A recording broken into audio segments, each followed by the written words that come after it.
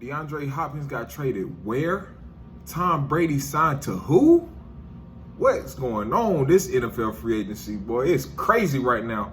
Hey, Monday started a big free agency, boy. It's gonna get crazy. Drop the intro.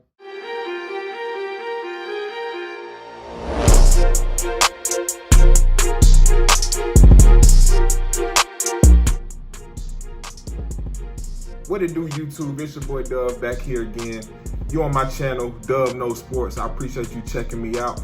Man, this week in free agency has been crazy. Monday started free agency for this year. Unbelievable moves. Moves you didn't even expect it. Or some of y'all did. Today, I'm going to cover the biggest moves that's already happened this week in free agency.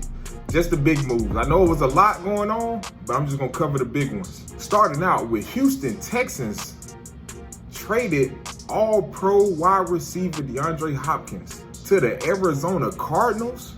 What? Why? I just can't wrap my mind around it. The Arizona Cardinals traded running back David Johnson, a second-round pick, and a 2021 fourth-round pick for the All-Pro wide receiver DeAndre Nuke Hopkins. Bro, what is the Texans doing? Why would they even give up a #1 All-Pro wide receiver? This doesn't make any sense. Texans organization, I don't know what y'all got going on. I know y'all don't have a guy that's designated as the GM, but bro, some of these moves are questionable. The Arizona Cardinals definitely came up in that trade situation. But hey, I thought the Texans already had running backs, but I guess I was wrong. But that's a win-win for the Cardinals. AZ, man, y'all moving up. That's a great move, great move. Let me know what you think about that trade, man. That was ridiculous. Let me know down in the comments below. Saints signed quarterback Drew Brees to a 2-year, $50 million deal.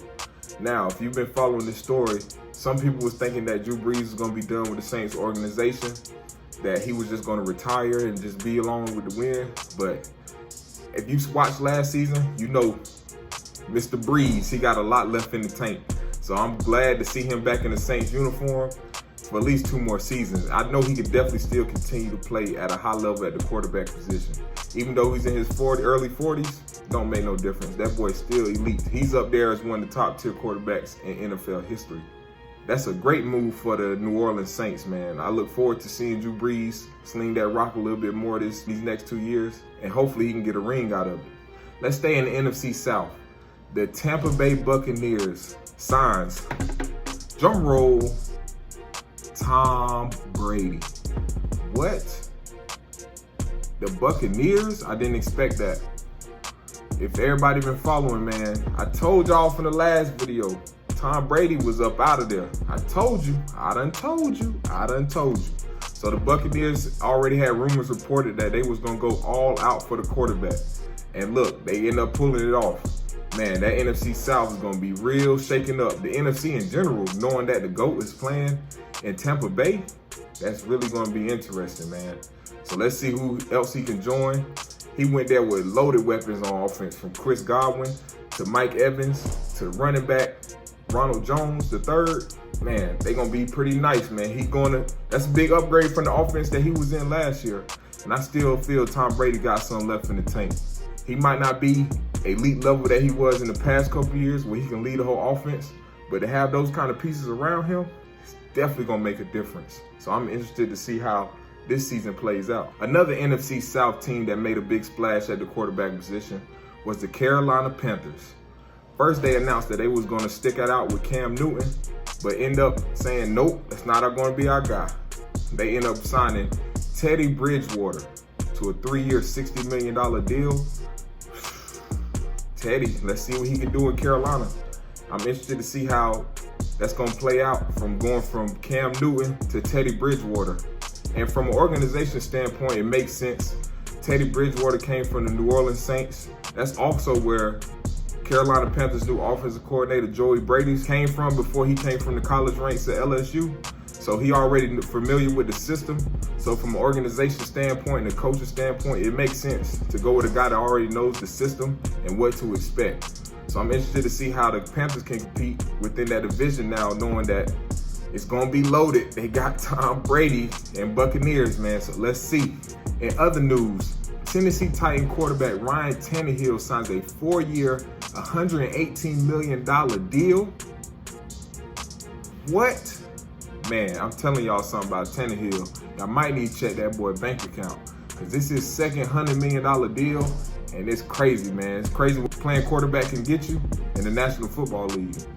Now, let's see if he's going to be worth it, because now if you're going to pay him that kind of money, you're going to expect another level of production. Mind you, he did play great last year because they had the great workhorse. They had the NFL leading rusher, Derrick Henry, in the backfield to hand the ball off to. But let's see how things play out as the years progress within these 4 years, and see how Tannehill can take his game to another level to help the Titans get over that hump in the AFC.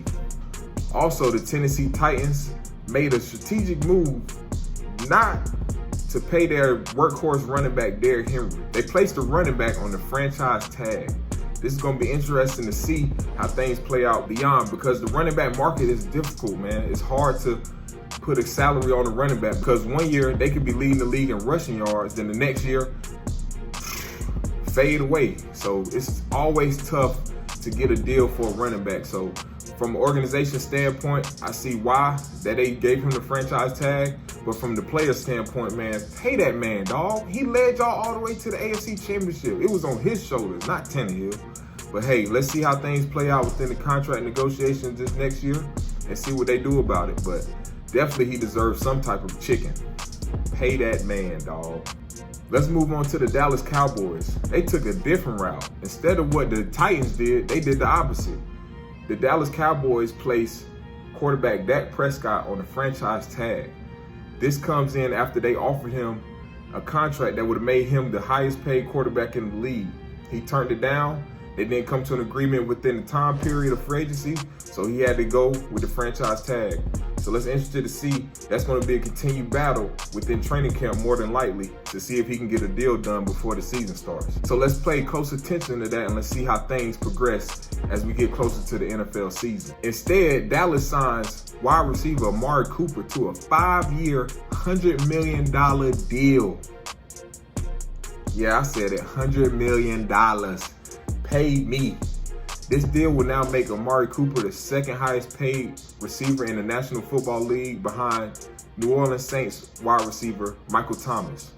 So let's see, man. You want to get that #1 wide receiver bag? Let's see if he can continue to build off the season he had last year. Last year he had a great season. His stock was going down from coming from the Oakland Raiders, where he was dropping too many passes, not having a good year. That's why the Raiders ultimately ended up trading him. But let's see how things can plan out with that fresh start in Dallas, see if he can build off of what he did last year. Also, sticking with the Cowboys, ex-Cowboy from last year, cornerback Byron Jones, signed a 5-year, $82.5 million deal with the Miami Dolphins. Yes, $82.5 million.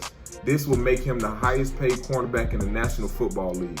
Last year, he had a solid year at cornerback for the Cowboys, but that price rose up too high that the Cowboys couldn't afford him. So he had to go to the market. So now the team that had the most cap space coming into this offseason made a big splash by picking up the cornerback. Let's go to the Colts. The Indianapolis Colts signed veteran quarterback and 38-year-old Phillip Rivers from the Los Angeles Chargers. This is going to be a major move to see, man, what Phillip Rivers got left in the tank. Last year, I think he had a major step down and started to show his age some last year playing for the Los Angeles Chargers, man. He had some bonehead plays. It's like, man, what are you doing? It's like he didn't have it anymore. But let's see if a new location late in his career can revive him a little bit. The Colts also made a trade. They traded a 13th pick in this upcoming NFL 2020 draft for 49ers defensive tackle DeForest Buckner. This is going to be a great move for the Colts because they can shore up their run game with having DeForest Buckner. He's a high level, a great D tackle in the National Football League, and he's definitely going to make an impact on that D line. This also is a great move for the 49ers because now they get the 13th pick in the NFL draft, and that's a high top 15 draft pick, and that can definitely use somebody on the edge, especially at wide receiver, that can definitely help that offense out. So let's see what they do in the upcoming draft with the pick. Let's go to the Chicago Bears. The Bears made an interesting trade. They ended up trading a 4th-round pick for Jacksonville Jaguar quarterback Nick Foles. This is surprising due to the fact that the other quarterbacks that's available right now on the market. There's still Cam Newton in Carolina. There's also Jameis Winston left on the free market. The Chicago Bears decided to go with Super Bowl MVP Nick Foles. So let's see how interesting things work out, because Nick Foles got traded out of Jacksonville after only his first season there. He got hurt after the first game, and the young gunslinger Minshew came in, started slinging that thing around, and they was like, boy, we got something special. So they got Nick Foles up out of there. Let's see what happens with Nick Foles going further and see if he can help the Bears take it to another level and challenge Mitchell Trubisky for that starting quarterback job in this upcoming season. Now let's talk about the Buffalo Bills. Man, they made a blockbuster trade also to start off free agency, man. The Bills gave up a first-round pick, a fifth-round pick, a sixth-round pick, 2021 fourth-round pick to acquire Minnesota Vikings Stefon Diggs and a 2027 round pick. Stefon Diggs, man. Whew. Talk about explosive. Stefon Diggs is an explosive wide receiver. This is definitely something that the Buffalo Bills need, especially give Josh Allen the #1 wide receiver that he can go to and count on each and every play and put fear in that defense. And Stefon Diggs is definitely that caliber of wide receiver. Things didn't work out with Minnesota. I'm not sure why. Throughout the season, he always gave signs that he wanted to be out of there. He stuck it out. They granted his wish. Now he can go be a #1 wide receiver for the Buffalo Bills. Hey, I don't know what Jacksonville got going on. Jacksonville traded away another one of their pieces. Defensive tackle Clarence Campbell and 5-time Pro Bowler got traded to the Baltimore Ravens for only a 5th-round draft pick. It's like Jacksonville is just giving players away. I'm not sure what they're doing as an organization, but it's a free all buy all sale for Jacksonville. So if your team needs a player, if Jacksonville got one, they're gonna give it to you, man. So you might want to get it while the block is hot, while the getting is good in Jacksonville, and go snatch up anything they got left. But Jacksonville is getting rid of everybody. It's a fire sale. I don't know what they got going on. I guess they want to rebuild and start from scratch. So let's see. But I know the Ravens made a big move getting Calais Campbell, because last year you seen it in the playoff game. They could not stop the run. And 5-time Pro Bowler Calais Campbell definitely can plug in that hole and help stop up some of them run gaps. Let's see how things play out there in Baltimore. The LA Rams release all-pro running back Todd Gurley. Wow. Todd Gurley is only 25 years old. In 2017, he was the Offensive Player of the Year. The man is a 2-time all-pro running back, and he has a lot of tread left on his tires.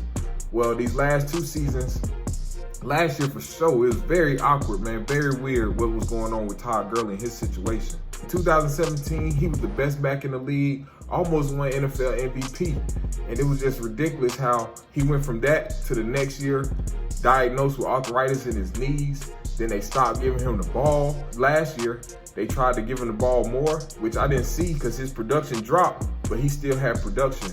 But I guess the Rams felt like it was the best move for them to release him after paying him that major contract that he had got 2 years ago. It's going to be interesting to see what teams emerge as the #1 team that's going to get Todd Gurley. I heard Miami Dolphins was one of the teams in the runnings, so let's see how things play out for him. The Philadelphia Eagles made a big splash in this free agency.